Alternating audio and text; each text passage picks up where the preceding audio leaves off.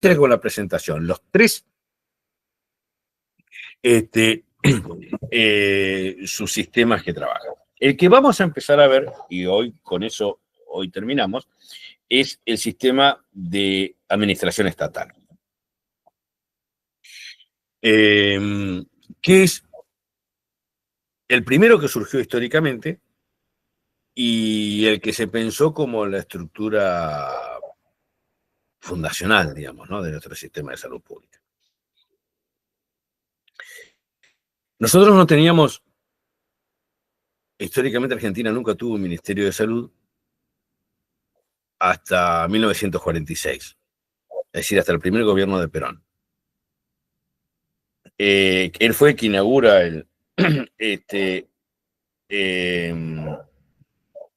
la preocupación, digamos, formal sobre la salud, ¿no?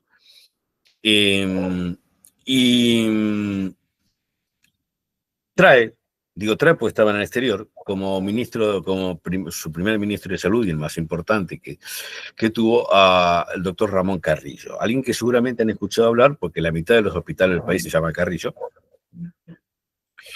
y que es una figura señera de la salud pública argentina y es una figura reconocida mundialmente. Lo que hizo Carrillo se estudia en todo el mundo como uno de los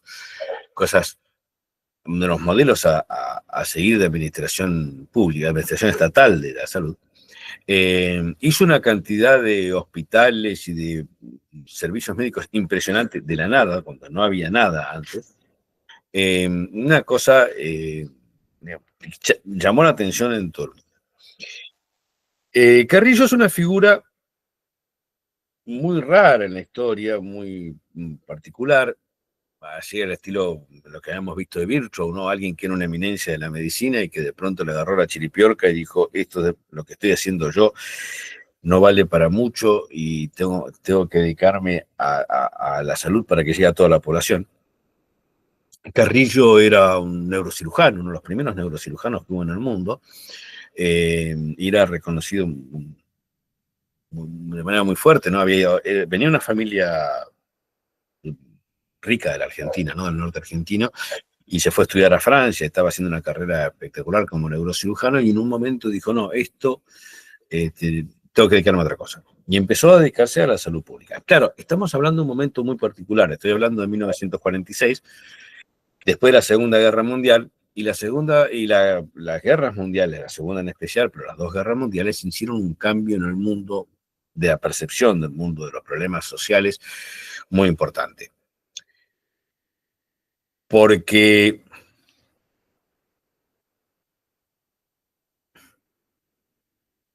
no se conoce en el mundo otra catástrofe sanitaria y humanitaria del nivel de la Segunda Guerra Mundial o de las dos grandes guerras del siglo XX, del principio del siglo XX. Para darles una idea de lo gravísimo que fue, es que se hace una estimación, son estimaciones, ¿no?, pero se hace una estimación de que en la Segunda Guerra Mundial murieron alrededor de 70 millones de soldados, militares. No se conoce ningún otro episodio histórico que tenga esa magnitud de muertos. Y estamos hablando solo de militares. ¿Cuánto hubo de civiles? ¿Cuánto hubo de heridos? ¿No es cierto? Y las consecuencias sanitarias que esto tuvo para la posteridad, inmenso, una cosa increíble. Increíble aparte que haya pasado en lo que se supone que es lo más sofisticado de la cultura occidental, porque los que entraron a la guerra mundial, los que hicieron la guerra, no fueron sociedades incultas, por decirlo así, ¿no?, sociedades primitivas, no son las tribus agrandadoras de cabeza, digamos. Como diría Lelutier, ¿no?, era lo que se suponía que era la cumbre de la sociedad, de la civilización occidental. Entonces, el tema es cómo hemos podido llegar a eso. Esa era la pregunta del momento, era lo que se preguntaban los intelectuales, los filósofos, los sociólogos, los políticos, ¿cómo hemos podido llegar a esto? ¿Qué es lo que qué ha pasado para... En general, la teoría que más se puso en boga en el momento es que esto tenía que ver con cierta tradición nacionalista de los países, o de educación de tipo nacionalista y beligerante, en el cual le echábamos la culpa de los problemas que teníamos en una sociedad a nuestros vecinos. Un poco yo lo pongo siempre que nos dicen, bueno, nosotros decimos, acá no hay trabajo, bueno, porque hay mucho boliviano, mucho paraguayo que viene, ¿no? Lo mismo que se dice acá con esto, pasaba en Europa. No es que inventamos nada con eso, ¿no? Pero quiero decir, es muy fácil echarle la culpa de los problemas internos que tenemos a nuestros vecinos, ¿no? O a la gente que está cerca, o a los inmigrantes, ¿no?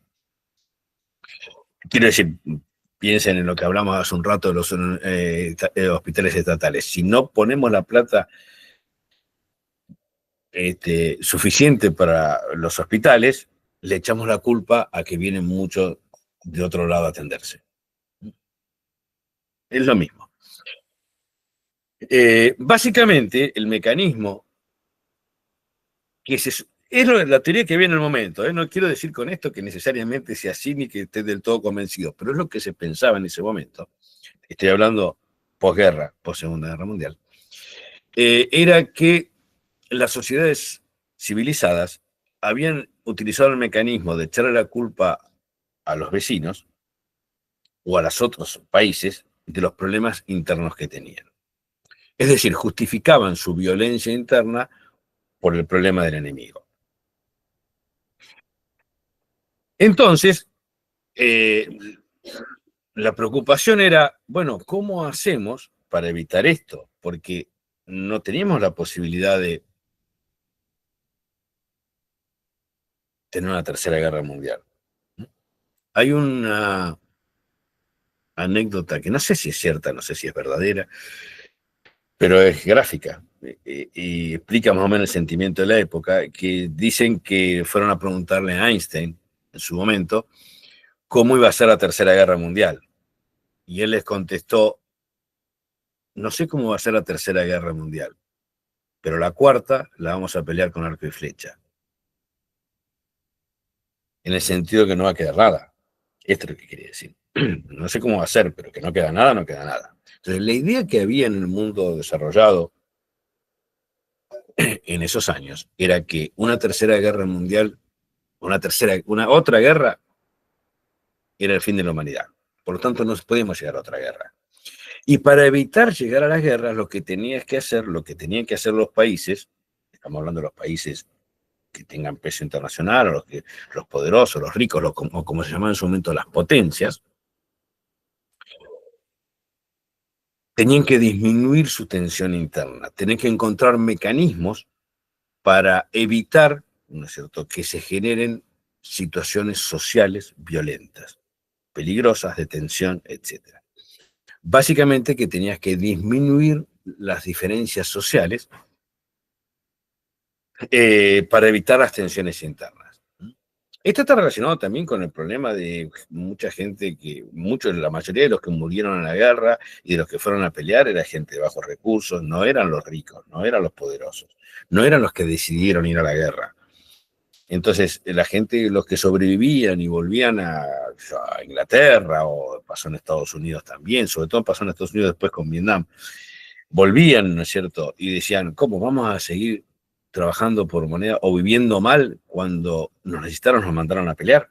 Entonces, de alguna manera había que hacer algún cambio. Esa era la sensación que había en el momento, digamos. Había que hacer un cambio, y este cambio tenía que ver con cierta disminución de la desigualdad, con cierta igualdad social o disminución de la desigualdad, con cierta cuestión, le llamaríamos más distributiva, ¿no? Entonces, esto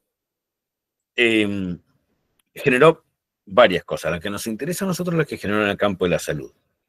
Y una de las patas del proyecto, o del principal proyecto que hay, por lo menos a nivel teórico, de esta disminución de la desigualdad social en la Europa de posguerra, está dada por un trabajo que hizo un aristócrata británico, un lord, Lord Beveridge, que hizo un informe monumental de miles de páginas acerca de cómo tenía que reorganizarse la sociedad británica para disminuir las tensiones internas y se hacía una sociedad menos desigual.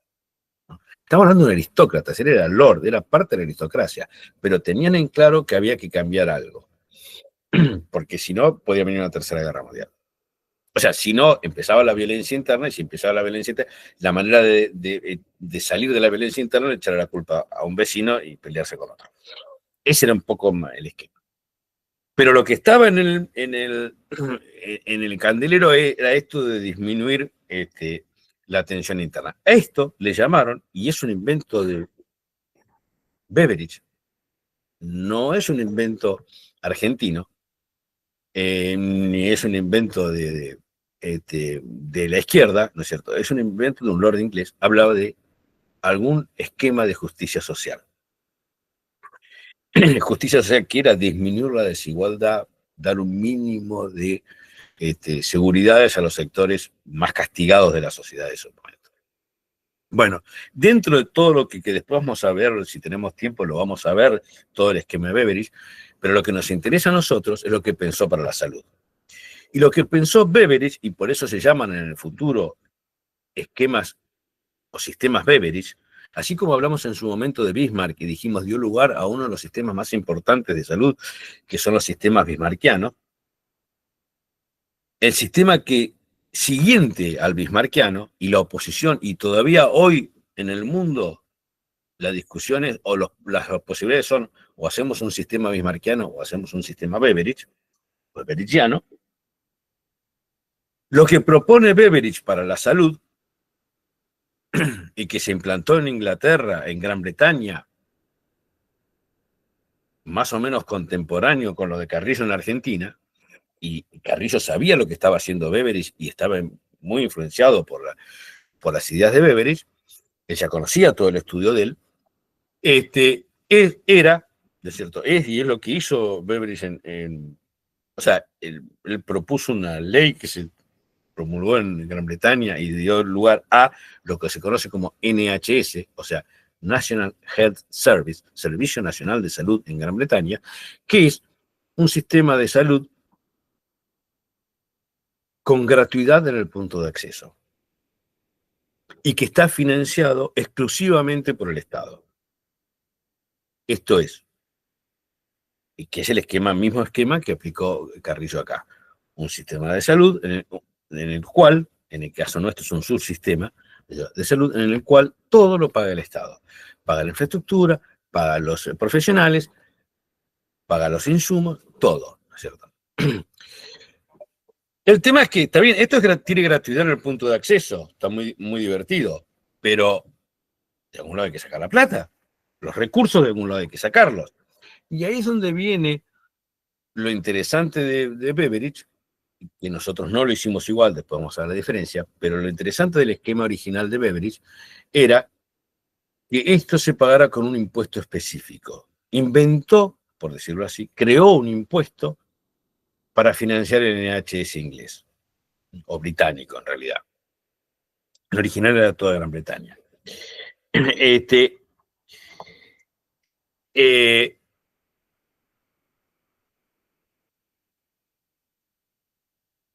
impuesto se denominaba en su momento impuesto a las rentas. Y nosotros lo conocemos hoy, porque acá también existió como impuesto a las rentas, pero hoy se conoce como impuesto a las ganancias. Esto es, ¿quién pagaba el impuesto a las rentas en Gran Bretaña? Bueno, aquellos con grandes ingresos, aquellos que tuvieran que le entrara mucha plata, muchas libras, ¿no es cierto? Ellos pagaban un impuesto que era bastante alto, pero bastante alto. Cuando surgió, estaba hablando de 1948, 1950, por ahí, el impuesto a las rentas inglesas era del 70%. Esto es, que alguien que ganaba 100.000 libras pagaba 70.000 de impuestos al Estado. Con esa plata que cobraban, armaron, crearon toda una infraestructura de atención universal, atendía a todo el mundo, que estuviera en Inglaterra, sea inglés, sea extranjero, sea chico, sea grande, todo lo atendían gratuito y lo siguen atendiendo, sigue funcionando en NHS en Gran Bretaña. con sus limitaciones, con sus problemas, que tal vez si tenemos tiempo lo vemos, pero sigue funcionando, sostenido porque se recaudaba del impuesto a la renta. Lo que tiene esto como efecto es que yo le estoy cobrando a los ricos, a los que tienen un ingreso alto, ¿no es cierto? En realidad el concepto de renta es un poquito más sofisticado, ¿no? Pero a los que tienen ingresos altos. Y con eso yo atiendo a toda la población. Esa es la idea original. En el caso argentino no se hizo exactamente igual, porque acá siempre fue difícil cobrar el impuesto a la renta, no era fácil, se consiguió, en ese momento había recursos de otros lados, por el esquema económico que tenía el peronismo en ese momento, había mucho recaudación, digamos, del comercio exterior, y entonces con eso se financió el sistema de salud estatal argentino, etc. Pero lo que voy es a esto, esta cuestión de que la gracia del sistema distributivo de Beveridge era esto, que le cobraba un impuesto a los que tienen mayores cantidades de recursos y con eso atendía a todos. Y este sistema ojo, esto fue súper exitoso, funcionó espectacularmente bien como sistema de amortiguación social y como prosperidad, digamos, ¿no?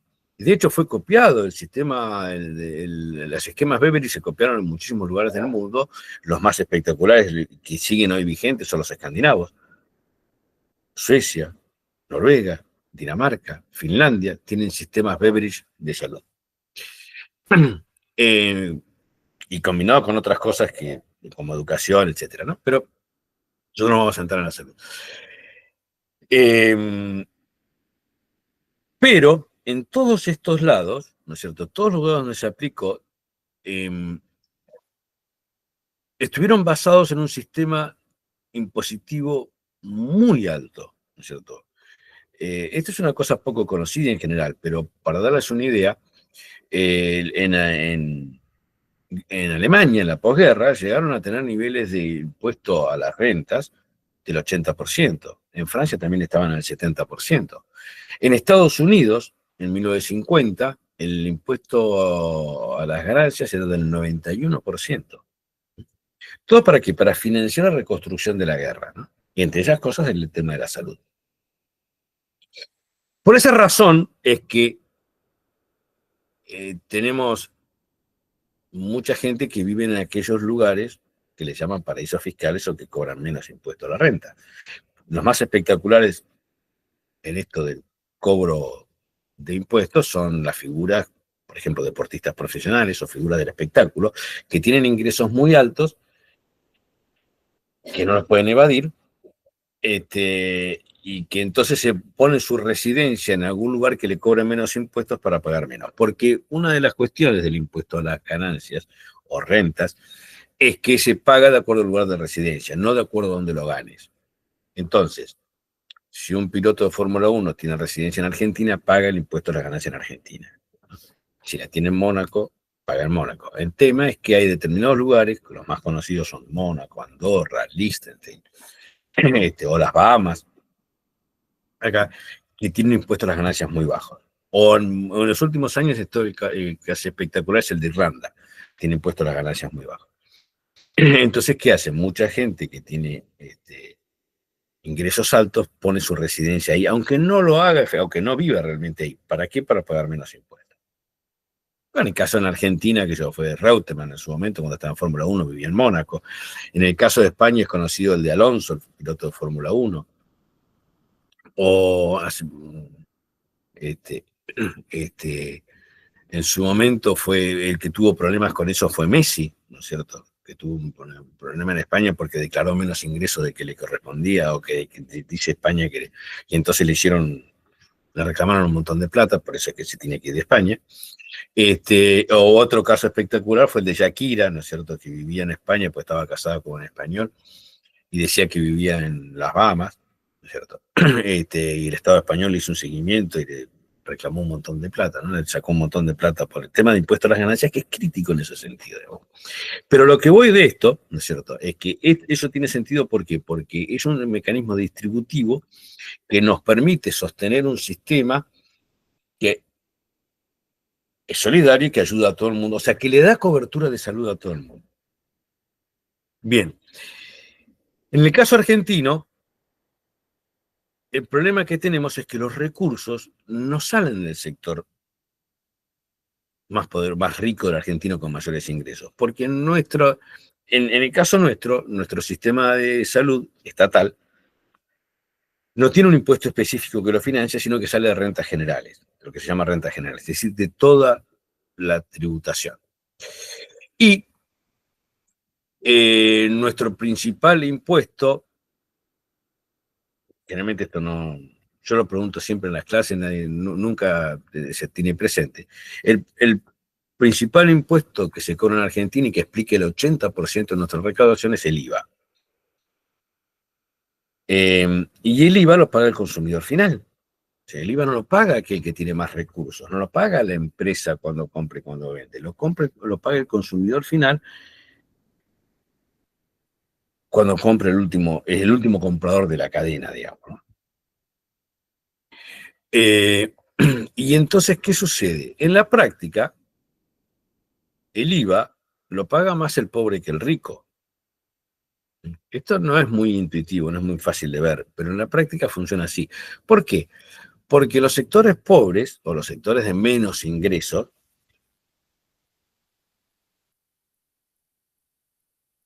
se consume todo lo que se gana, porque no alcanza la plata, ¿cierto? Esto eh, es conocido, digamos, ¿no? Entonces, el 100% de los ingresos de ese sector paga su porcentaje de IVA, que es el 21%. Pero en los sectores con altos ingresos no se consume todo, porque parte se ahorra, parte se invierte, parte se pone en otra cosa. Y eso no paga IVA. Lo que paga IVA es nada más que la parte que consume, que puede ser la mitad, pongámosle, o la cuarta parte, depende de cuándo sea. Pero ese sector, en términos relativos a sus ingresos, paga mucho menos de impuestos que los sectores de menos ingresos, los sectores pobres.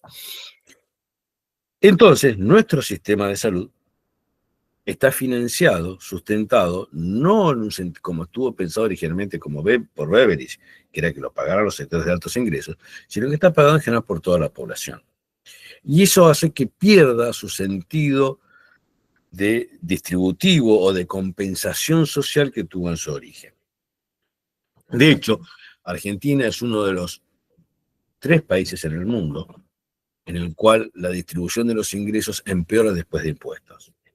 En la mayoría del mundo, de los países del mundo, después de pagar impuestos, el ingreso es menos desigual, a pesar de que hay mucha desigualdad en el mundo y se está creciendo la brecha, etcétera, etcétera. Aún así, si nosotros comparamos ingresos antes de pagar impuestos y después de pagar impuestos, normalmente disminuye la brecha. El caso argentino es uno de los muy poquitos que esto se agranda. ¿Esto por qué? Porque el grueso de lo que cobramos es el IVA. Bien. Eh, entonces, eh,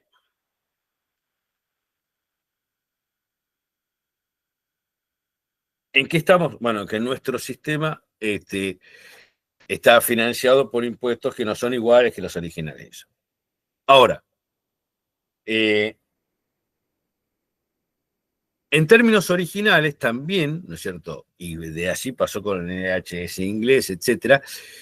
Era el Estado Nacional el que por un lado cobraba los impuestos y por otro lado administraba los hospitales y todo eso. En el caso nuestro, como tenemos una manía por enredar las cosas, lo hemos complicado más todavía. Así funcionó en su principio, y sí lo hizo Carrillo, ¿no? Y en su momento, cuando todo el primer gobierno peronista, que tuvo una gran inversión en el campo de la salud, esto funcionaba así, y funcionaba con muchos recursos para lo que era. Luego le fuimos sacando, cada vez tuvo menos en términos proporcionales, y de hecho hoy, por ejemplo, la cantidad de recursos que tiene el sistema de salud estatal es proporcionalmente la misma que en los años 70. Y tenemos el doble de población. Entonces, ¿qué pasa? Que en la práctica estamos teniendo menos de la mitad, ¿cierto?, por habitante de lo que teníamos entonces. Pero aparte hicimos otra cosa más que de deformación del sistema de salud, que es la federalización. En los años 90, en la época de Menem, se pasó todo lo que es administración de salud a las provincias. Y posteriormente las provincias en general lo fueron pasando a los municipios. Con lo cual, el que recauda es el Estado Nacional, pero el que termina pagando es la provincia o el municipio. ¿Estamos? Y eso genera una cascada, ¿no es cierto? De decir, bueno, tiene que venir la plata de la provincia, tiene que venir la plata de la nación, tiene que ir cosas, y no tenemos para pagar, entonces por la duda, ¿no es cierto? No hacemos el gasto. O tratamos de cobrarlo del otro lado, que es lo que pasa con ese fenómeno que me decían recién. Trato de cobrar a los que no son de mi partido o los que no son partido, no del partido político, sino del partido donde viva, ¿no es cierto?, de este municipio. No son de acá, entonces trato de cobrar al otro. ¿Por qué? Porque tengo duda de que si me llega la plata de arriba o me está llegando menos de lo que me correspondería llegar de acuerdo a eso. Con lo cual, lo que generamos es una desfinanciación del sistema, o por lo menos una financiación espuria del sistema, y todo eso se recarga en la calidad de servicio. ¿Esto por qué fue hecho así? Bueno, esta es una trampa contable, ¿cierto? En su momento, en la época de Menem, cuando estaba Caballo de ministro de Economía, como tenía que pedir plata prestada, Fondo Monetario Internacional, bonistas, lo que ustedes quieran, ¿no es cierto? Para pedir plata prestada tenés que presentar el balance, o sea, tenés que decir cuánto te ingresa y cuánto te sale, ¿no es cierto? Entonces, ¿cuál fue el truco? Enmascarar la salida del gasto de la salud pasándose a las provincias. Entonces, ese gasto de salud no aparece en el presupuesto nacional. Y le funcionó, porque le dieron más plata, todo funcionó hasta que en el 2001, en la época de la Rúa, el Fondo Monetario le dice, no, miren, ahora preséntenme el balance de las provincias también, porque acá me están escando.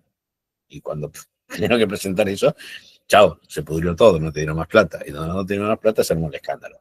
Pero bueno, eso es el tema de nuestro anecdotario político-económico. Pero tiene que, fíjese cómo este tema de la salud repercute en temas tan importantes como una crisis económica de ese nivel, digamos. Obviamente no era solo por la salud, después con la educación hicieron lo mismo. El fenómeno fue igual, digamos. Pero el concreto, lo que nos pasa a nosotros con el tema de la salud, cuando analizamos, es que nuestro sistema de financiación se corrompió, ¿cierto? Y dejan de venir los fondos directamente como pasaba antes. Tengan en cuenta aparte, ¿no es cierto?, que un municipio, esto tampoco es muy conocido, no puede cobrar impuestos. Lo que cobra son tasas, ¿no es cierto? Entonces, cuando un municipio dice esto fue hecho con fondos municipales, ¿no?, por ejemplo, un hospital te pone un cartel que dice que está financiado, Sarasa, es imposible, no puede haber fondos municipales para pagar eso, porque todo lo que cobra un municipio es para tasa, o sea, para retribución de servicio, no puede derivarlo a la salud. Lo que deriva de la salud es porque le viene de la provincia e indirectamente le viene de la nación. No te puede cobrar una tasa de hospital. No. Y no puede utilizar la tasa de alumbrado, barrio y limpieza para financiar un hospital o una salita. Tiene que venir de otro lado. Y eso que viene de arriba. Por eso es que todos los municipios en principio dependen tanto de la provincia, de la nación, etc. Pero desde el punto de vista de la salud, lo que nos genera es que un problema de financiación importante. Y sobre todo de falta de independencia, etcétera, etcétera. ¿En qué termina? Termina en que baja el servicio, baja la calidad del servicio. Ahora bien, para cerrar, porque ya tendríamos que estar cerrando más o menos, si no se va a hacer eterno esto, y los voy a marear con tantos datos y con tantas cosas. Para cerrar, ¿cuáles son las ventajas y las desventajas de un sistema de salud de administración estatal? Bueno, la ventaja principal es clara.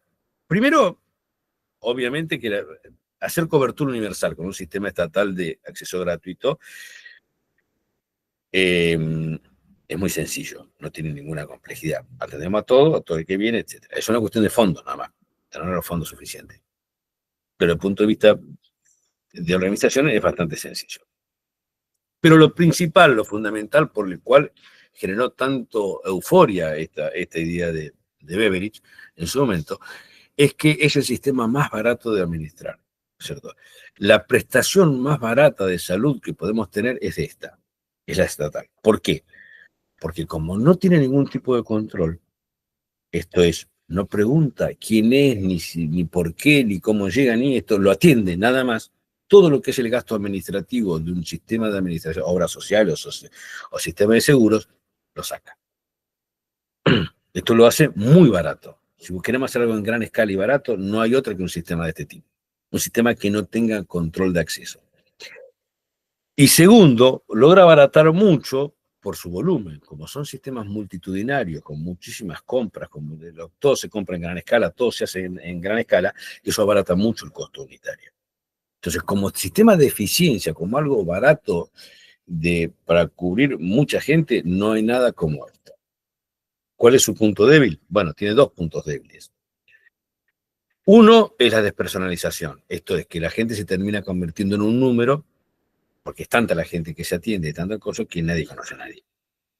Y esto no es un problema al principio, cuando hay una gran déficit de la salud, pero sí después se vuelve un problema porque la gente quiere algo un poquito más personalizado, más humano, menos mecánico, menos numérico, si quiere, digamos, ¿no? Menos despersonalizado.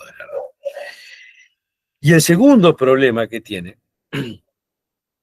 y este es mucho más crítico y fue lo que generó los mayores problemas en Europa, por lo cual se empezaron a buscar otros sistemas, es que un sistema de salud estatal con acceso gratuito, con gratuidad en el punto de acceso, es una llamada a la inmigración. El fenómeno que generás con esto es mucha inmigración. ¿Por qué? Porque, bueno, una de las cosas que más motiva a la gente a cambiar de lugar es tener acceso gratuito a la salud. La educación también, no es solo esto, ¿no? Todas las patas del sistema Beveridge llaman a la inmigración, ¿no? Pero en el caso que a nosotros nos interesa, es